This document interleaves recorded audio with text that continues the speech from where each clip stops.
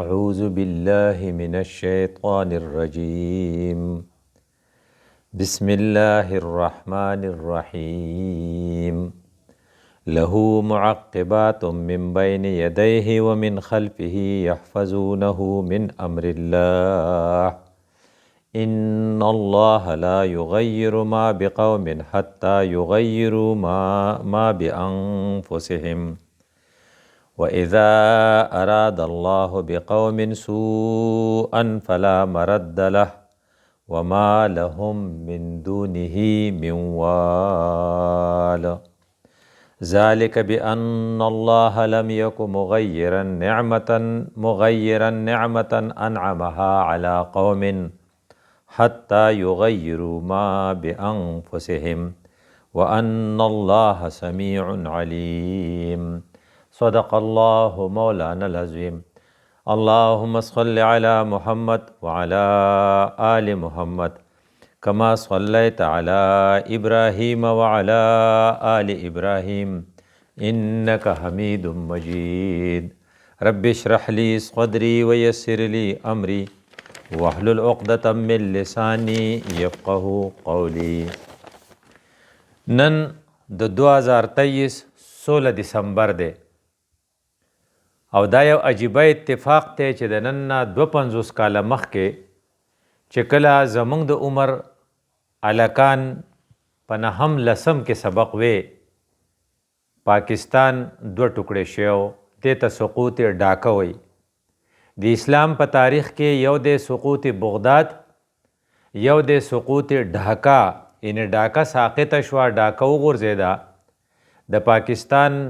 د یوې ایسې نه بنګلادیش جوړ شو. پاکستان د دنیا واحد ملک دی چې دا د اسلام په نوم جوړ شوی. د دنیا 57 اسلامي ممالکو کې یو هم دا دعوه نه کوي چې دا د اسلام په نوم جوړ شوی. د اسلام په نوم جوړ شوی ملک چې په 1947 کې مسلمانانو په زرګاو او په لکاو کسانو د شهادت په شکل کې د زخمی کېدو په شکل کې د مهاجر کېدو په شکل کې قربانی ورکړې وه او بعضې زنانو د خپل عزت د بچاولو دپاره کویانو ته دنګلي وو. هغه پاکستان منګه تقریبا 25 کاله برقرار ونه ساتلی شو. په 1947 کې جوړ شو په 1971 کې 2 ټوکړې شو او کله چې دا چا جوړ کړی هغه څومره عظیم خلق و. یو طرف ته علامه اقبال رحمت الله علیه چې تصور پیش کو او بل طرف ته قائد اعظم چې هغه یو عام وکیل خو الله ولا توفیق ورکو او په 1906 کې چې کوم مسلم لیگ جوړ شو نو هغه په 1947 کې پاکستان جوړ کو او بل طرف ته د علماو د طرف نه مولانا شبیر احمد عثماني غونتی شخصیت چاغي ورلا سپورټ ورکو او دغه پاکستان چې کله بیا 1971 کې مونږ ته پاتې شو ناغه بیا 2 ټوکړې شو. یو طرف ته حضرت عمر فاروق رضی الله عنه قول له حاسبو قبل ان تحاسبو د هوښیارو خلقو نه خدا ده چې رضان سره په خپل حساب کوي ادروایز د دې سره به حساب وشي. پاکستان د الله یو نعمتو د پاکستان مثال په دنیا کې د جماعت ته ځکه جماعت د الله په نوم رخ شوی نو دا چې مونږ د لاسه 2 ټوکړې شوی دی نو ځان سره په خپل حساب کو چې غلطي د چا وه او د هغې غلطۍ چېرته دوهراو نه کو. نو نن 16 دسمبر 2023 کې مونږ د قرآن او د حدیث په رڼا کې خپل احتساب کو. وی یو طرف ته د قائد اعظم هغه اخلاص چې کله په 47 کې جوړ شو نو هغه بیمار شو خو په یو کال کې هغه توجه چې کوم طرف ته ورکړې وه نو هغه چې کوم ډپارټمنټ په یو کار کې راخ کړی و ډپارټمنټ آف اسلامیک ریکنسټرکشن د اسلامي نظام د چلولو دپاره ډپارټمنټ جوړ کو. نور هغه ته موقع میلاو نشوه او د هغې مشر علامه اسد چې اوس بله لږې ورځې مخکې وفات شوی دی هغه یو یهودي مسلمان شو او په خبره پوهېدو نو هغه یې مشر کو. د دینا د قائد اعظم د اخلاص پته لګي او د اصول په لحاظ سره دومره پابند انسان چې د بیماری په وخت کې قائد اعظم کله د کوټې په هسپتال کې زیر علاج دی او کومه نرس خدمت کوي نو هغه نرس قائد اعظم ته وایي چې یاره زه د کراچۍ یا د لاهور یم نه د پنجاب یم او په کوټه کې بیا په زیارت کې ما ته وخت تېرول ګران دي نو گورنر جنرال صاحب که چېرې ته زما ټرانسفر پنجاب ته وکې نو دا به ډېره ښه نو د پاکستان طاقتور گورنر جنرال ورته وایي جی د دې دپاره یو ډپارټمنټ دی هغه به فیصله کوي زه په دې کې مداخلت مناسب نه ګڼم او د هغه نه پس چې کوم وزیر اعظم بیا راغی لیاقت علي خان مولانا شبیر احمد عثماني چې چا د پاکستان په جوړولو کې ډېر رول و هغه دباو واچاو چې مسلم لیګو د پاکستان په جوړولو کې 2 نعرې لګولې وې یو نعره دا وه مسلم ہے تو مسلم لیگ میں آ دویمه نعره دا وه پاکستان کا مطلب کیا لا الہ الا اللہ خو اوس که تاسو د هغې نه تښتئ نو زه به قوم ته دا ووایم چې دوی دوکه کړې وه او د هغې دباو نتیجه وه چې قرارداد مقاصد منظور شو لیاقت علي خان یو مخلص وزیر اعظم دی او وایي چې په دې زه عمل کول غواړم نو په لیاقت باغ د پنډۍ په لیاقت باغ کې هغه شهید کو او د لیاقت باغ دا نوم هم د هغه لیاقت علي خان د شهادت د وجې نه پرېوت او چا چې شهید کړی هغه سړی هم مردار کو چې پته ونه لګي نو ګویا کې چې کومه نظریه وه د هغې نظریې نه تېښته شروع شوه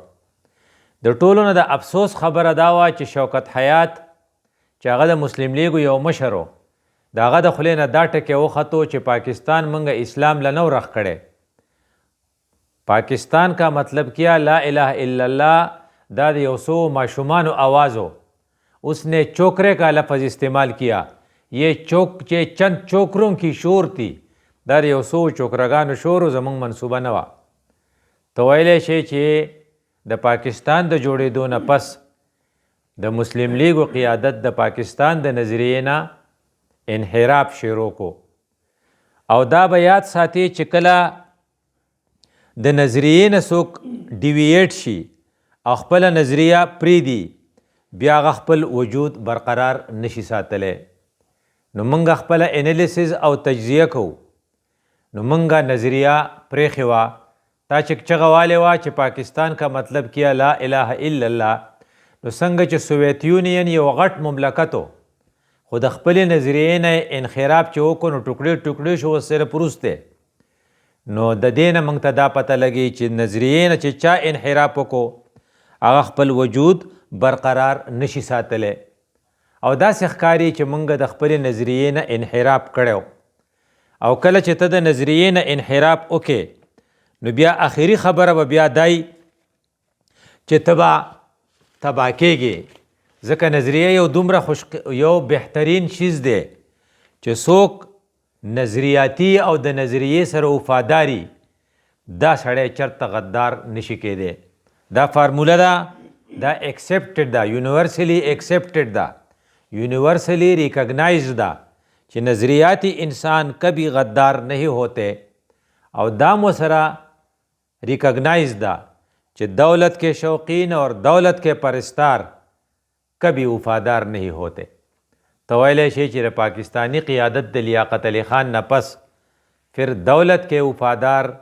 دولت کے پرستار آ گئے اس لیے وہ ملک کے ساتھ وفادار نہیں رہے نو زما ستا دپاره پکې دا سبق دی چې کله لیاقت علی خان د دنیا نه لاړ نو یو څو کاله پس په 58 کې ایوب خان اقتدار په لاس کې واغست